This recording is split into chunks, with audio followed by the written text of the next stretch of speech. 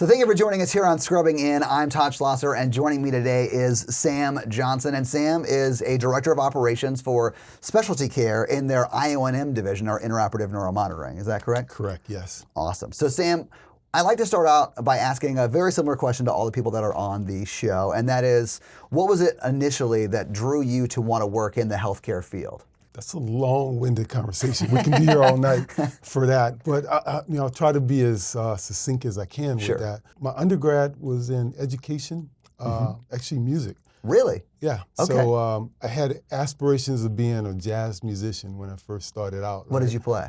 Piano. Awesome. Yeah. And was pretty decent. You'd have to be to play jazz. Yeah.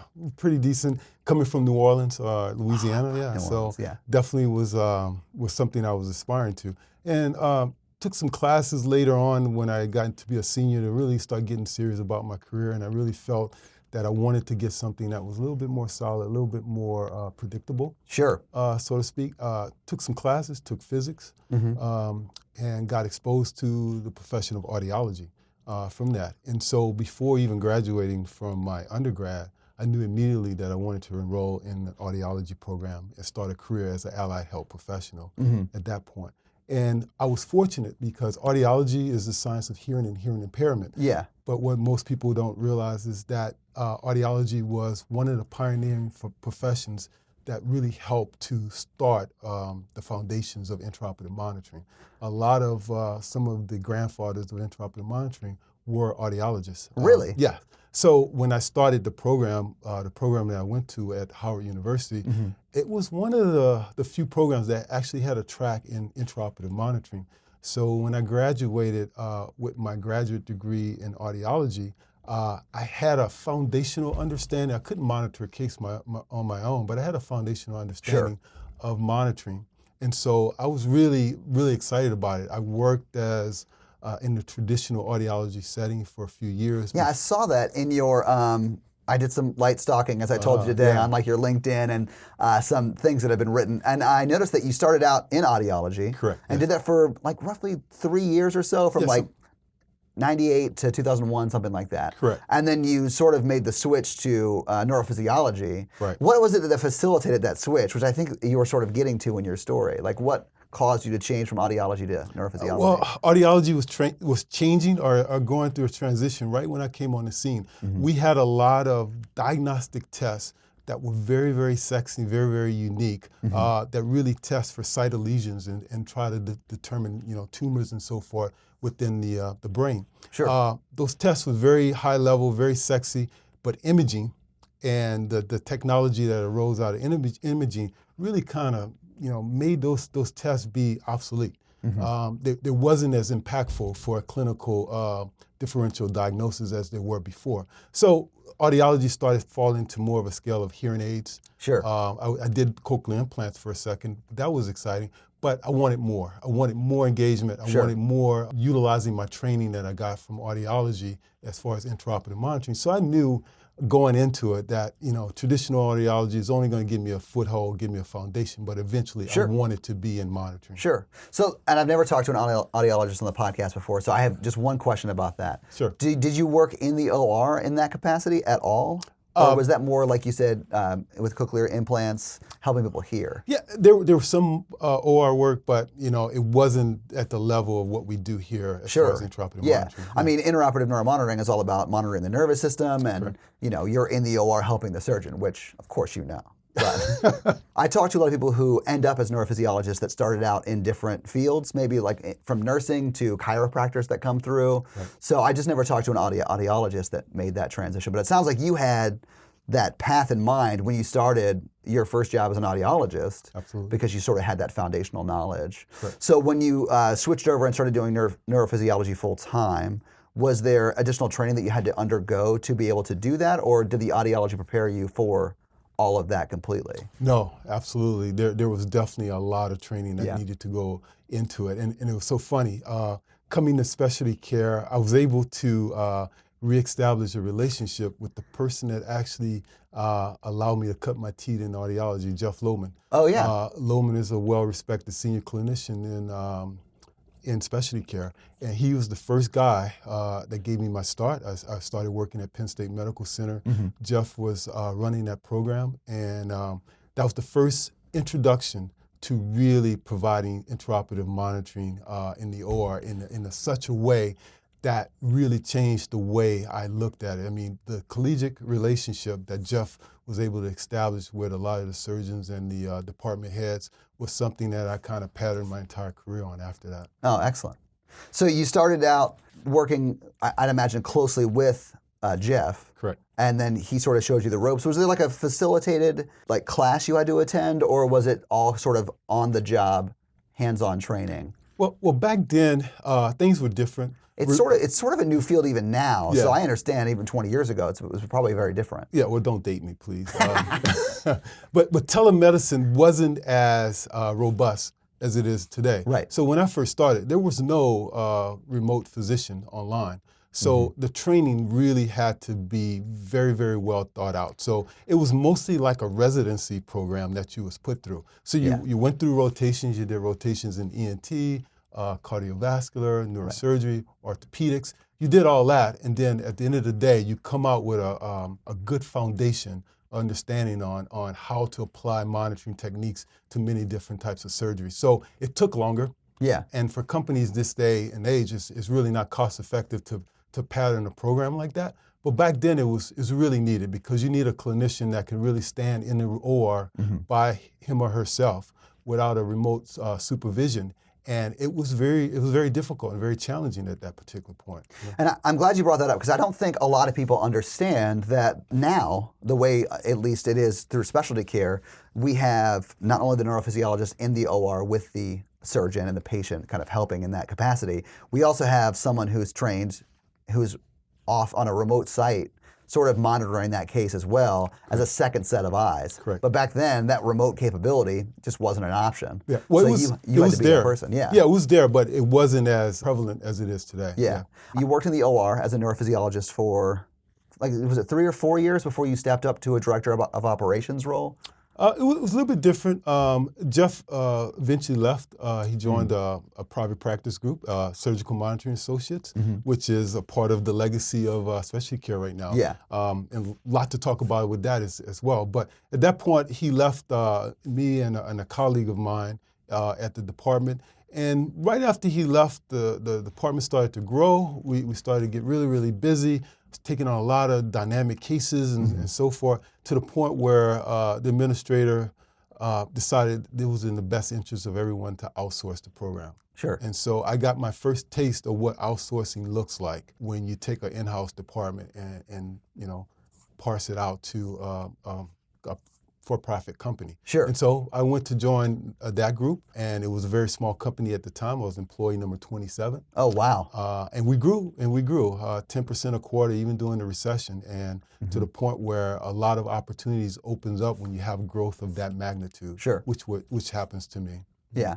So, I mean, and you stayed sort of in that capacity as a director for quite some time. Right. And you've recently switched over to specialty care. Correct. And I wondered, because you've worked at least for one other third-party outsource, as you put it, is it a different culture at specialty care than what you've experienced in the past? Absolutely. It was refreshing to come into this company and see the culture and the differences. I've been with other companies. I've been with a smaller company. I've been with a publicly traded company, and I could tell you that the culture here is very, very unique. I've had great experiences where I've come from, and I've learned a lot throughout my tenure at other companies. But here is unique, and one of the things that I like about specialty care is the clinical focus is not something that can be replicated very easily in other companies. When you have the CEO of the company that's a clinician, when I talk about Sam Weinstein being a cardiothoracic surgeon, that is in itself a testimony to the seriousness that we have, especially care about clinical focus.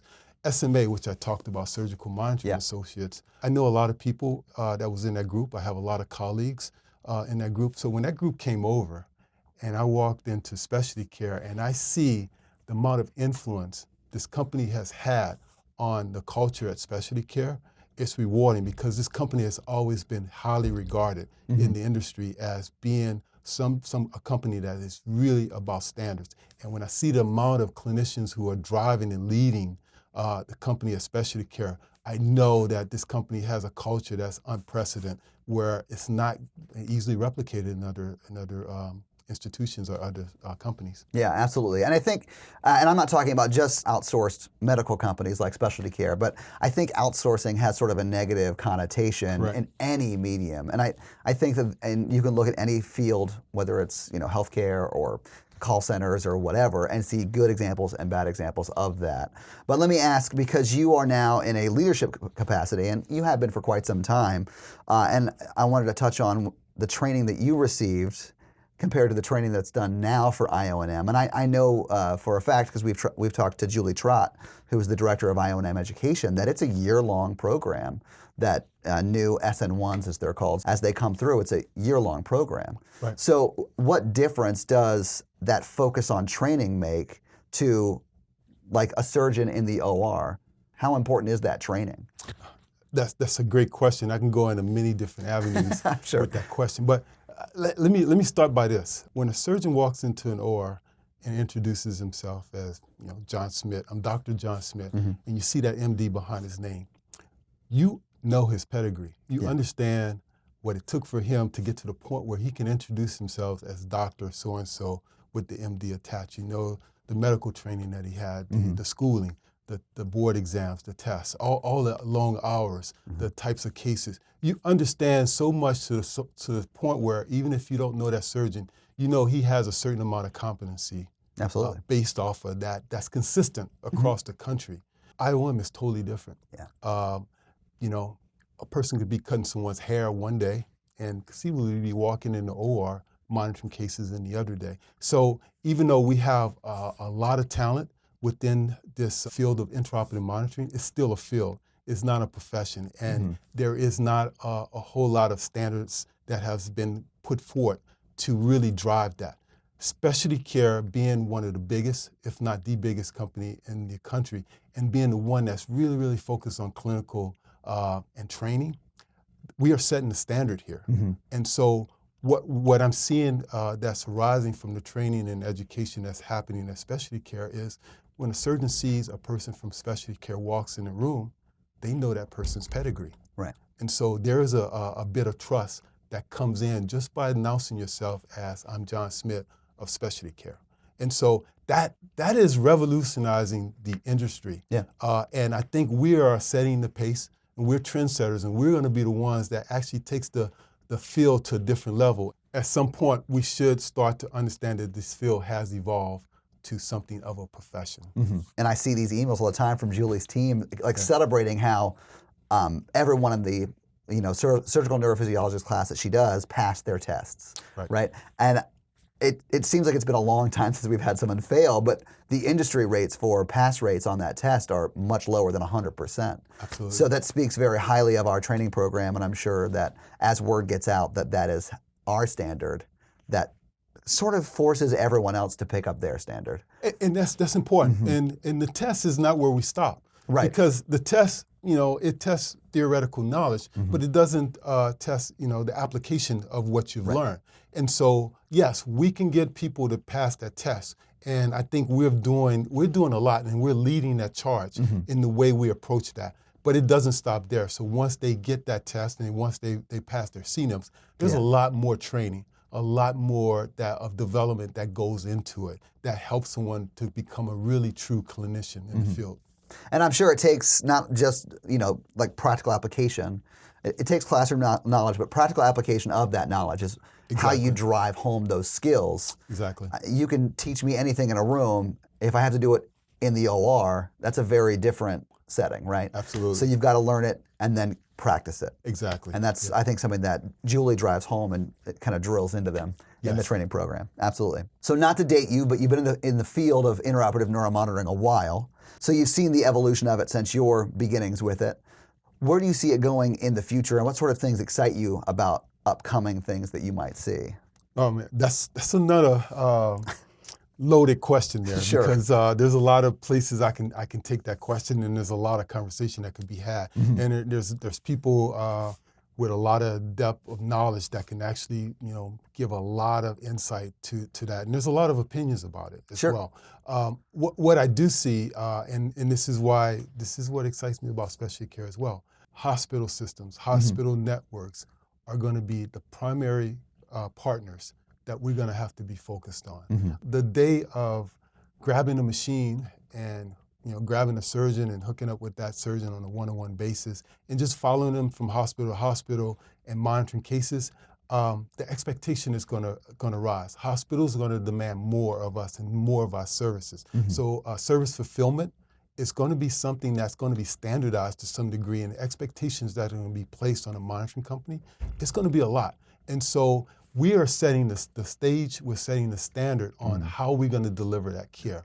And partnering with large-scale institutions as they grow, and they're growing really at a rapid scale as they acquire new hospitals that come on board. More and more, it's going to be very, very important that we have those C-suite level conversations on how we're going to partner. So data analytics is going to be very, very useful and very, very important. And we are partnering up with a lot of big organizations to really maximize our ability to grab the data that we're capturing. And the amount of data is overwhelming. And our ability to consolidate that and package it and really bring it back and present it to a hospital in a way that allows them to be better as far as their patient care and as far as their ability to develop their surgeons is going to be key. Absolutely. So, I mean, not even just making your surgery safer, but being able to show the data that says patient outcomes are X amount better by having a neurophysiologist in the room. Exactly. So that information is going to be huge, I think. Let me ask you one final question, and I'd like to close with this, especially the people who have had a leadership position for a while, as you have, and you've sort of been in the clinician space and in the managing of clinician space. Right. So I feel like you have sort of a wide breadth of knowledge in the area. So if you were talking to someone who was considering going into neurophysiology, like a nursing student, a chiropractor, someone who was considering the career change, what advice would you give them to sort of sway them that this is a great career to go into? See, questions like that gets me excited. And I talk to people all the time about that very fact. And I get a lot of people that call me up, but don't take shortcuts. That's the first thing I tell you. It's very easy to get in this field with not a whole lot of foundational knowledge. It's very easy to partner up with a company that's going to, give you a little bit of an orientation and send you your way, monitoring cases in, a few weeks to a month, and you're done. Don't take shortcuts. You want to carve out a career for yourself. You don't want just a job. You want to be a person that's going to be a patient-centered, patient advocate. You're going to be someone that's going to be a professional and a clinician. If that is your goal and that's your drive, then you want to make sure you partner with the best. And you want to make sure you partner with the best and the people that's going to help develop you and see the end result. You want to grow and develop, and you want to be the one that's going to be the change maker in this field. So I tell people, especially the young people coming out today, this field is going to continue to grow and it's going to continue to evolve. You want to set yourself up to win.